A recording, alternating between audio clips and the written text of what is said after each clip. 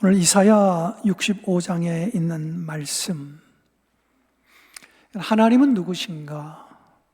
또 우리는 누구인가?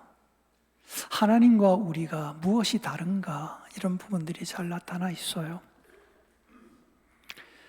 내가 여기 있노라, 내가 여기 있노라. 두 번 거푸 지금 오늘 성경에 말씀하시죠. 난 이 표현이야말로 굉장히 우리들에게는 위로와 힘이 되는 말씀이라고 봐요.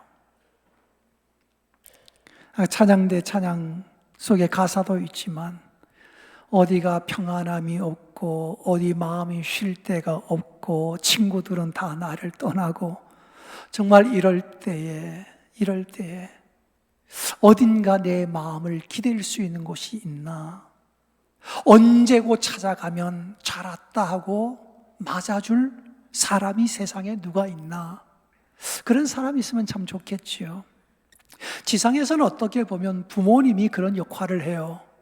인생 살다가 지쳤을 때 전화해서 엄마 이런 괜히 눈물이 쭉 떨어지면서 엄마한테는 무슨 말을 해도 다 엄마가 받아줄 것 같고, 그지요?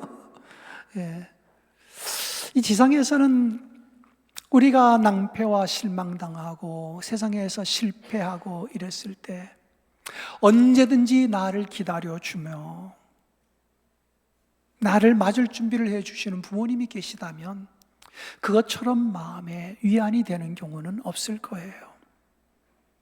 그래서 우리는 힘들면 엄마 찾잖아요. 엄마, 그죠? 왜 아버지는 덜 찾나? 그건 난 참 모르겠지만 아버지 이것보다는 그래도 심성에는 엄마 이러잖아요, 그죠? 이어령 씨가 노년에 암으로 투병 생활하다가 세상을 떠나는데 노학자지요, 그죠? 노학자가 마지막 병원 병상에 있으면서 그 노인네가 그렇게 엄마가 보고 싶더래요. 그래서 그분의 책을 읽어보면 그 노인네가 병상에서 엄마 이러고 엉엉 울었다 그러더라고요. 아니 그 노인네가 무슨 엄마가 그리울까 싶지만 아니요, 나이가 들고 백발이 되어도 여전히 엄마는 내 엄마고 그 엄마가 그립고, 그지요? 그 엄마가 보고 싶고 그 나이가 돼서도 엄마한테 기대고 싶고 그렇게 엄마한테 푹 안기면 그때에도 엄마가 안아줄 것만 같고 그렇잖아요. 지상에서는 이렇게 부모님이 언제든지 내가 여기 있다, 내가 여기 있다, 언제 어떤 모습으로 오더라도 그래 하고 품어주고 등 두드려주고 됐다, 괜찮다 이렇게 말씀해 주시잖아요. 지상에 있는 부모님이라면 신앙적으로는 하나님이 그렇습니다. 우리가 세상에서 마음이 지쳤을 때, 너무 힘겨울 때, 그때 누가 나를 위로해 줄까? 어디 가면 내가 마음의 안식과 평안을 누릴까 했을 때 주님이 뭐라고 하신다고요? 내가 여기 있노라, 내가 여기 있노라, 언제든지 와라, 나는 너를 기다리고 있다. 이게 주님의 음성인 것 같아요.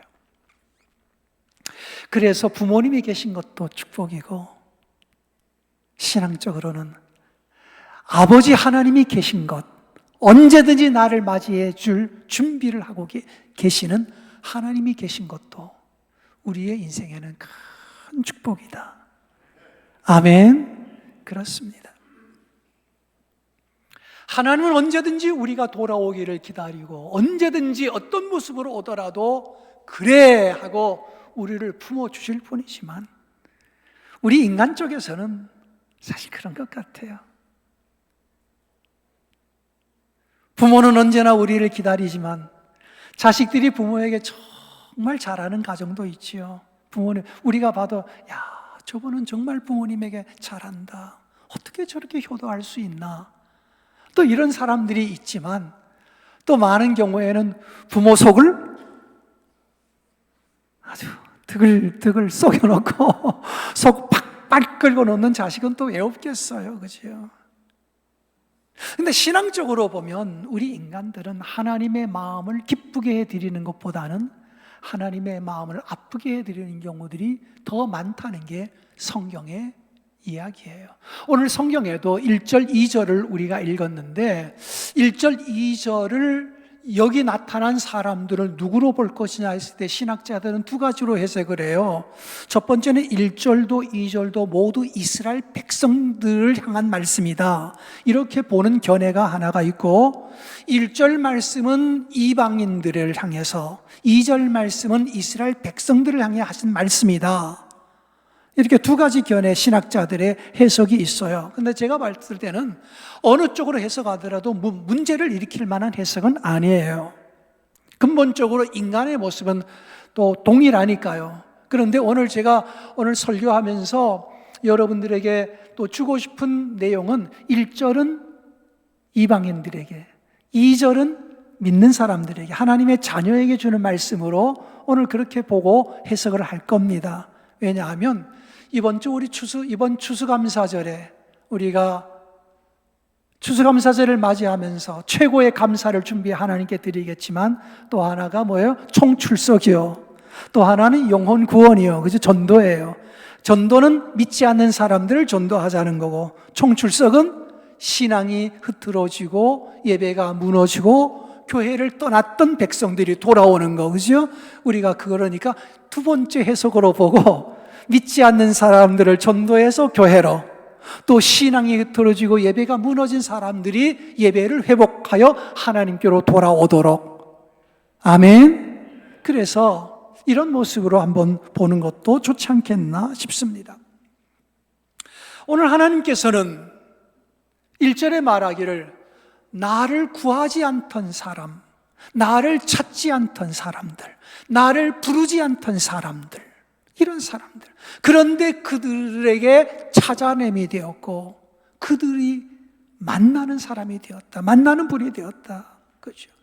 인간들은 근본적으로 하나님을 잘 찾지 않아요. 이게 인간의 본성이에요. 그래서 오늘 성경에 보면 그렇게 하나님을 구하지도 찾지도 그 이름을 부르지도 않는 사람들을 향해서 주님이 뭐라고 하신다고요? 내가 여기 있노라. 내가 여기 있노라. 뭐예요?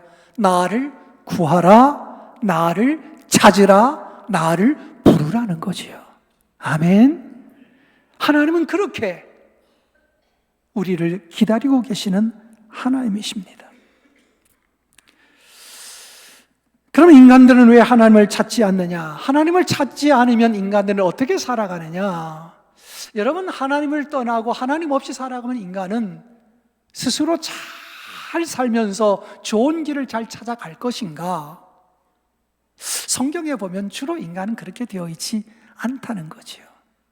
이런 비유가 적절할지는 모르겠지만, 예를 들어서 하얀 드레스가 있다고 봅시다. 하얀 드레스를 옷걸이에 걸어서, 여기 응암 오거리 길거리에 차들이 왔다 갔다, 사람들이 왔다 갔다 하고, 비가 내릴 때가 있고 바람이 불 때가 있는데, 하얀 드레스를 옷걸이에 걸어서 거기다가 가만 놔두면 1번, 놔둘수록 하얘진다. 2번, 놔둘수록 검어진다. 1번이요? 2번이요? 예? 어렵지 않지요? 놔둘수록 희어질까요? 검어질까요? 검어집니다. 희어질 경우는, 가능성은 그건 없습니다. 우리의 인간이 그렇다는 거지요. 자연인으로 네 마음대로 하면 살아봐라 하면은 스스로 깨끗해지고 스스로 거룩해지기는 쉽지 않습니다. 인간은 그냥 너 맘대로 살아봐라 하면 점점 검어지죠. 죄를 짓게 되고 점점 타락하게 되고, 이게 인간의 속성이에요. 그리고 오늘 성경에도 보면 나를 구하지도 나를 찾지도 내 이름을 부르지도 않아요. 그래서 그런 사람들이 2절에 보니까 내가 종일 손을 펴서 자기 생각을 따라 옳지 않은 길을 걸어가는 패역한 백성들을 불렀나니, 자기 생각을 따라 네 생각대로 하면 살아봐, 네가 마음대로 한번 살아봐. 그러면 어떤 길로 간다고요? 옳지 않은 길, 폐역한 길, 다시 말하면 점점 검어지는 길로 인생은 걸어가게 되어 있다는 거예요. 그러니까 인간이 스스로 거룩해지는 법은 없어요. 네 맘대로 살아봐. 전부 못되게 살지요. 점점 안 좋게 살지요. 점점 방탕하지요. 만일 우리가 점점 하얘진다면, 여러분 옷고 저기 응암 오거리에 걸어놓은 하얀 드레스가 점점 휘어진다면 그냥 가만둬서가 아니라 아마 누군가가 밤에 빨래를 했던지, 그죠? 다시 어디 세제에 넣어서 세탁기에 돌렸든지, 그러니까 다음날 보면 더 하얘져 있지, 절대로 혼자 아닌 것처럼 우리가 더 거룩해진다면, 우리가 더 하얘진다면 딱 하나가 아니겠어요? 예수의 보혈에 죄를 씻었기 때문이에요. 아멘. 예수의 보혈에 죄를 씻었기 때문에 목보다 더 검은 우리의 죄가 눈보다 더 희어지는 거죠. 딱 하나예요. 결론은 아니에요. 예수 그리스도, 그분의 십자가와 보혈의 능력에 우리의 죄를 씻어야 돼요. 그러려니까 예수를 믿어야 되는 거지요. 근데 자기 생각을 따라하면 살아가 보라 했더니까 옳지 않은 길로 자꾸 가는 거예요. 나쁜 길로 가는 거예요. 그래서 어떡합니까? 나쁜 길로 너무 넘어가니까 오늘 성경에 보면 3절 말씀에 내 앞에서 항상 내 노를 일으키는 백성이라. 하나님께 기쁨이 되게 하고 항상 하나님의 진노를 일으키는, 분노를 일으킬 만한 그런 잘못된 삶을 살아가더라는 거예요. 근데 저는 오늘 이 성경 가운데 우리가 읽지 않았지만 4절에 있는 표현이 이렇게 마음에 와 닿아요. 4절을 보면 그들이 어디에 앉아요? 한번 읽어볼까요? 시작. 그들이 무덤 사이에 앉으며 은밀한 처소에서 밤을 지내며 돼지고기를 먹으며 가증한 것들의 국을 그릇에 담으면서, 돼지고기 얘기가 나오는데 요즘에 우리들이야 돼지고기를 먹든 뭘 먹든 이거 아무 문제가 되지 않아요. 그러나 이스라엘 사람들에게 있어서 돼지고기는 그 당시에 구약의 성도들에게는 부정한 음식이지요. 먹으면 안 돼. 지금도 이스라엘 백성들은 돼지고기 안 먹습니다. 이슬람 계통도 안 먹지요. 이건 부정한 거라 안 먹습니다. 그러나 여러분과 저는 없어서 먹습니다. 없어서 못 먹지. 있는데도 안 먹는 경우는 속이 안 좋아서 못 먹으면 못 잡수지 모를까. 여러분, 돼지고기, 이거는 잘 먹습니다. 그러니까 이제는 문제가 되지는 않아요. 그러나 성경 시대에만 해도 구약 시대는 이건 부정한 거다. 다시 말해, 이 부정하고 가증한 것도 국굴에서 담았다. 이건 먹는다는 거예요. 그러니까 인간들이 자꾸 죄를 먹고 마시며 산다는 거죠. 그런데 이 표현이 뭡니까? 무덤 사이에. 이 표현이 그렇게. 무덤이 어느 곳이에요? 무덤이 뭐가 있는 곳이에요? 시체가 있는 곳, 죽음이 있는 장소예요. 그 인간이 너 생각대로 한번 살아봐라 했다니까 옳지 않은 일을 행하면서 자꾸 은밀한, 오늘 성경의 4절에도 그랬잖아요. 은밀한 처소에서 밤을 지내며, 은밀한 처소에 밤을 지내요. 여러분, 성경에 은밀한 처소에 밤을 지낸다는 게 무슨 의미예요? 그 밤에 좋은 일 하겠어요? 이 표현이 밤에 아무도 안 보는데 나쁜 짓 한다는 얘기예요. 찬양대요. 은밀하게 밤중에 밤을 지새는데 좋은 일 할 것 같아요? 나쁜 짓 할 것 같아요? 이 표현은 나쁜 짓 한다 이 말이에요. 남이 안 볼 때 몰래 나쁜 짓 하고 다닌다는 거지. 이게 인간이에요. 근데 무덤 사이에 앉아. 무덤은 죽음이 있는 곳이. 죽음이 있는 곳에 자기가 찾아가는, 제 발로 찾아가는 거예요. 무덤은 죽음이 있는 곳이 아닙니까? 사망, 죽은 자들이 모여있는 데가 공동묘지 아닙니까? 그런데 사람이 무덤 사이로 찾아간다는 건 스스로 죽음의 길로, 스스로 멸망한 사람들 곁으로 찾아가는 걸 말하는 거예요.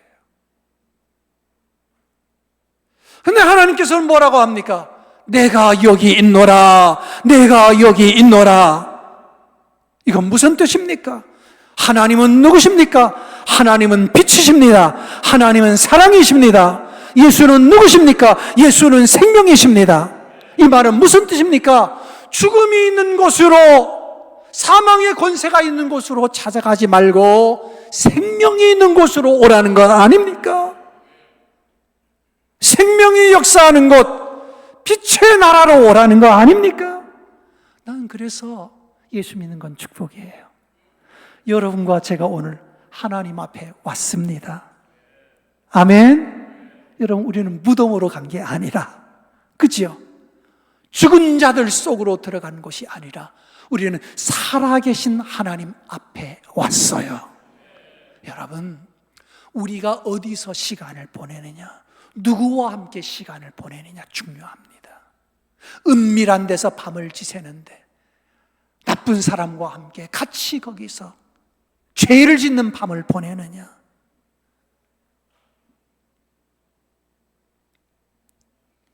자기 생각을 따라 옳지 않은 길로 하나님의 진노를 사는 길로 자꾸 그리로 세상으로 나가버리느냐, 아니면 때마다 순간마다 빛이요 진리요 생명이신 예수 앞에서 주와 함께 시간을 보내느냐, 여기 따라 인생은 너무나 달라지는 거예요.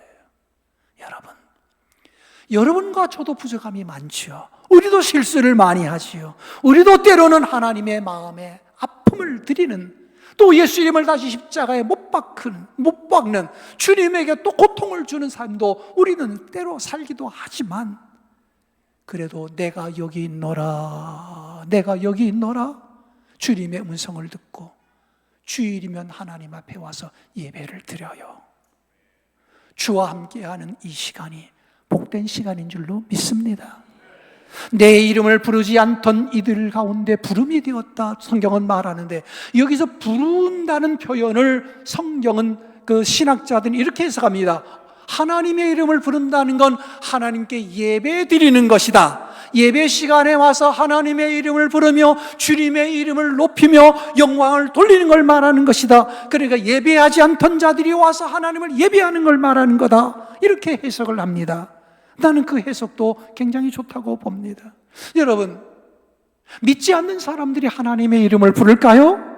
예수의 이름을 부를까요? 그럴 가능성은 없습니다. 믿지 않는 자들은 하나님의 이름을 찾지도 않고 구하지도 않고 부르지도 않습니다. 아니, 그런 방법을 모릅니다. 근데 또 제가 한편으로 가만히 보면, 이제 교회 다니던 사람들이 교회 잘 안 다니는 경우들 꽤 있잖아요. 뭐 성경에 보면 어떻게 보면 잃어버린 양 같은 건데, 여러분, 잃어버린 양들도 여러분 한 달, 두 달, 1년, 2년 가고 보면 여러분 하나님의 이름을 부를 일이 점점 없어져요. 예수의 이름을 부르지를 않아. 주를 찾지도 않고 주를 구하지도 않고, 그리고 교회 안 다니고 보니 하나님이라는 이름 불러보기도 안 되고, 예수님 하는 것도 안 되고, 점점 우리의 입에서 하나님과 주님의 이름이 사라지기 시작하는 거라. 이게 참 불행한 거예요. 그런데 오늘 그런 백성들에게 종일 손을 펴다는 거 봐요. 계속 부른다는 거죠. 그렇죠? 손 내리지 않고, 나 여기 있다, 나 여기 있다, 나 여기 있다, 오너라, 예배 자리로 오너라, 교회로 오너라. 아멘. 주님이 부르시는 거예요. 믿지 않는 자들을 오라고 부른 거고, 예배가 무너지고 신앙이 파손된 사람들을 부르시는 거예요. 종일 손 펴서 오라고, 나 여기 있다고 기다리는 거죠. 그래서 이번 추수감사절은 믿지 않는 사람들도 하나님께로 부르고, 또 때마다 하나님을 부르다가 이제는 하나님의 이름마저도 입에서 도저히 1주, 2주, 한 달 내내 가도 주님의 이름을 부르지 못하는 사람들이 다시 신앙을 회복하고 와서 주의 이름을 한번 부르고, 오늘도 와서 예배 드리다 보니까 제일 먼저 찬송부터 하늘에 계신 우리 아버지요 한번 부르잖아요. 그렇죠? 찬송 딱 시작하면서 하늘에 계신 우리 아버지, 이름이 거룩히, 제일 처음에 하나님을 한번 불러보잖아요. 그러면서 예배가 시작되잖아요. 그렇죠? 그러니까 예배당에 와서 예배 드리다 보면 주님의 이름을 몇 번이라도 부르는 거라. 교회에 와서 기도하다가 보면, 새벽 기도하다 보면, 금요 성령 집회 나와 기도하다 보면 몇 번이라도 주여 부르게 되고 아버지 하고 부르게 되고 주의 이름을 한번 불러보는 거지요. 예, 주님의 이름을 부를 수 있다는 건 축복입니다. 내 입에서 주님의 이름이 사라져가고 있다는 것, 일주일 내내 가도 주님의 이름이 한 번도 입에서 나오지 않는다는 건 이건 불행입니다. 하나님은 말씀하십니다. 나를 찾으라, 내 이름을 부르라. 아멘. 그러는 거죠. 종일 손을 펴서 나를 찾지 않는 자들이 나를 찾으라는 것이고, 나를 부르지 않던 사람들이 나를 부르라는 거고, 누구든지 주의 이름을 부르는 자는 구원을 얻으리라. 아멘. 아멘. 그렇습니다. CBS 방송국에, 거기서 울산에 있는 작은 교회를 섬기는 김무상 장로님의 이야기가 CBS에서 나왔는데, 그걸 제가 좀 보았어요. 그 제목이 뭐냐면 무당 집안에서 만난 하나님이에요. 한번 따라할까요? 무당 집안에서 만난 하나님. 뭐 제목만 봐도 그 다음에 무슨 스토리일지 대충 이해는 가죠. 그죠? 무당 집안에서 이런 거 보니까. 예. 근데 그분 얘기를 가만 보니까 뭐 CBS에서 나와서, CBS 기독교 방송이죠. 거기 나와서 지금은 장로님이니까, 장로님은 언제부터 교회 다니게 됐습니까? 언제부터 예수 믿었습니까? 하니까 초등학교 4학년 여름부터입니다. 그랬어요. 초등학교 4학년 여름부터. 어떤 계기로 예수님을 믿게 되었습니까? 그랬더니만 그때 당시에 저희 시골 교회에서 여름 성경학교가 열렸어요. 여름 성경학교가 열리면 선생님들이 앞에서 북을 치면서 온 동네를 돌아다니며 아이들을 데리고 교회에 갔는데, 저도 그 북소리를 따라서 교회로 간 아이 중에 한 명이었습니다. 여러분, 요즘에 젊은 세대들 이게 뭔 소리인지 모를 거야. 그죠? 젊은 세대들은 이런 전도법을 몰랐을 거야. 우리 어른들의 세대 아마 이런 거 기억하셔요. 여름 성경학교 때만 되면 다 아이들 데리고 동네방네 전도하러 다니고 장구 치고 다니고 북 치고 다니고 이러던 때 기억나요? 서울도 그랬나요? 제가 서울 사람이 아니고 촌 사람이라 서울 속은 모르겠는데, 여러분 제가 청년 때도 여름 성경학교 된다 그러면 우리 반 아이들 다 데리고 동네방네 다 가면서 애들한테 전도하고 그랬거든요. 막 그럼 가장 뭐 행렬하듯이 해가지고 북을 막 치면서 동네를 돌기도 하고 골목골목 다 돌아요. 뭐 시골 좁으니까.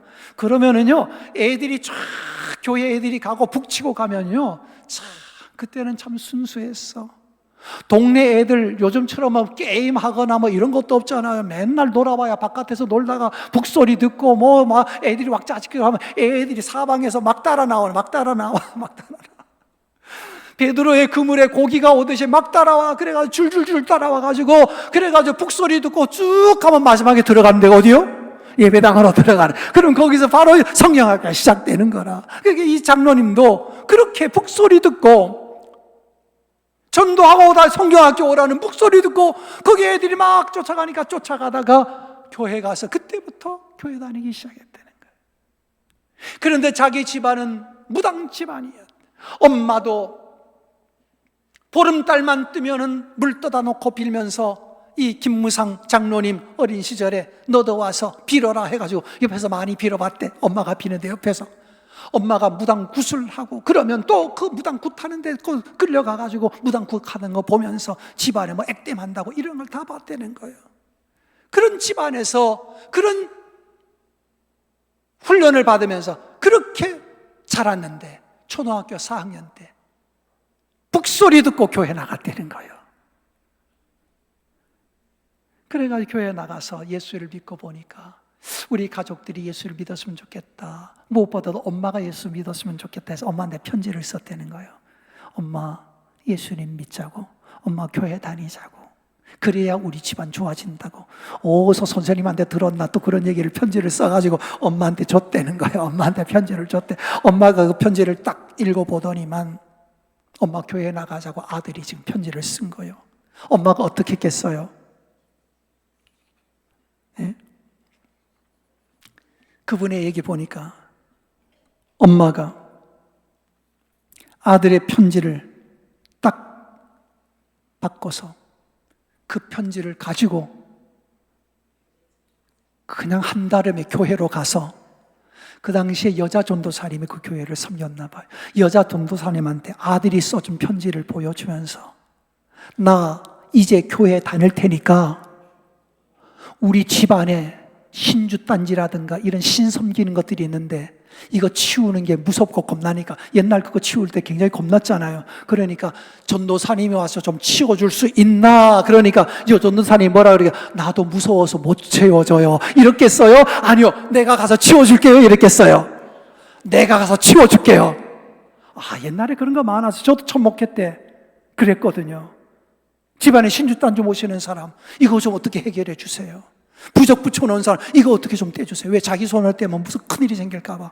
목사는 그런 거 안 무서워요. 떼달라면 떼주고 없애달라면 없애주고 하지요. 그 여전사님 가가지고 다 없애고 불 태워버리고 그랬대요. 그리고는 그 어머니가 그 다음 주일날 교회 등록했대요. 할렐루야. 그렇게 해서 나중에 권사님이 되셨고 35년을 하나님을 잘 섬기셨대요. 그리고 이 장로님은 자기 동생들도 다 전도해서 자기 동생도 대전의 어떤 교회의 장로로 섬기고 있다는 거예요. 그런데 그렇게 집안이 예수를 믿게 되는데 끝까지 예수 안 믿으려고 하는 분이 한 분이 딱 계셨대요. 누구였을까요? 누구였을까요? 네, 아버지. 그분의 아버지가 그렇게 교회 안, 그래서 아빠 교회 나가요. 그러면은 거기 보면 그래요.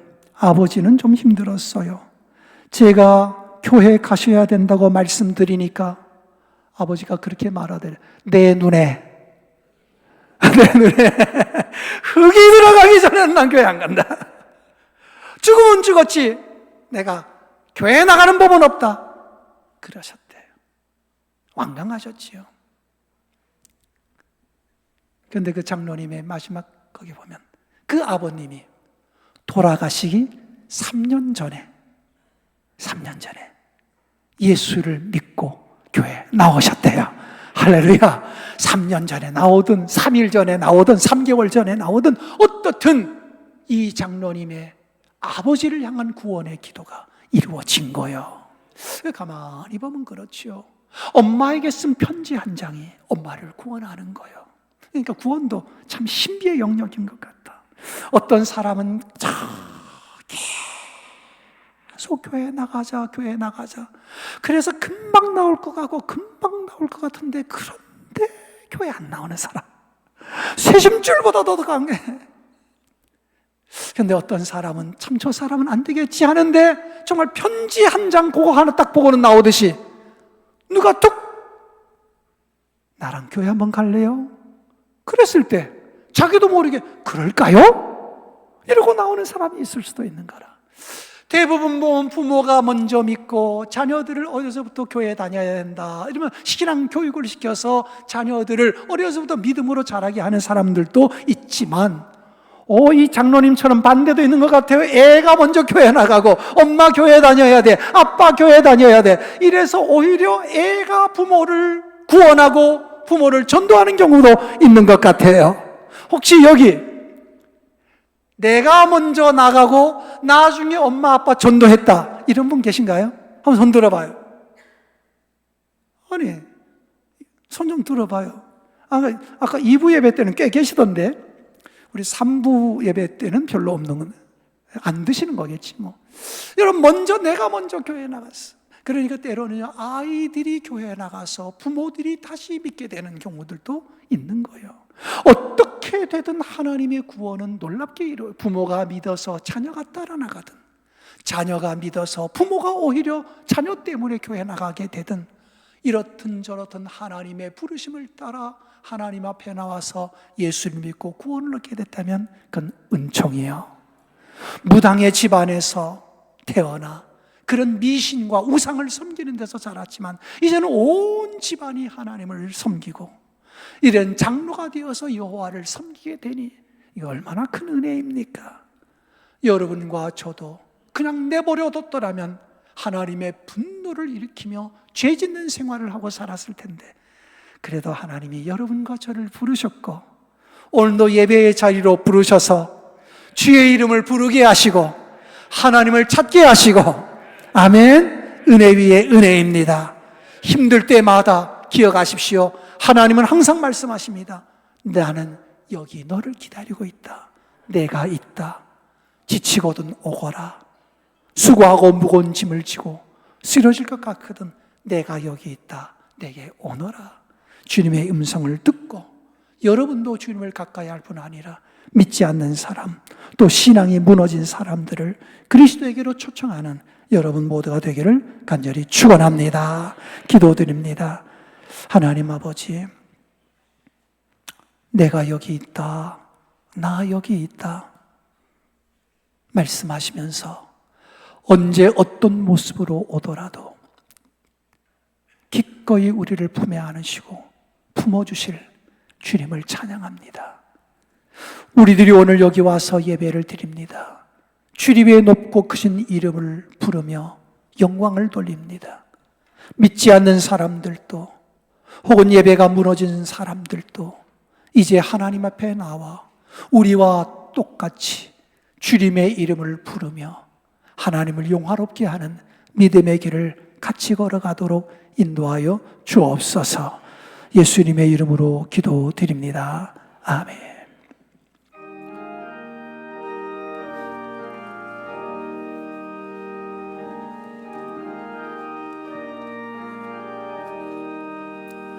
자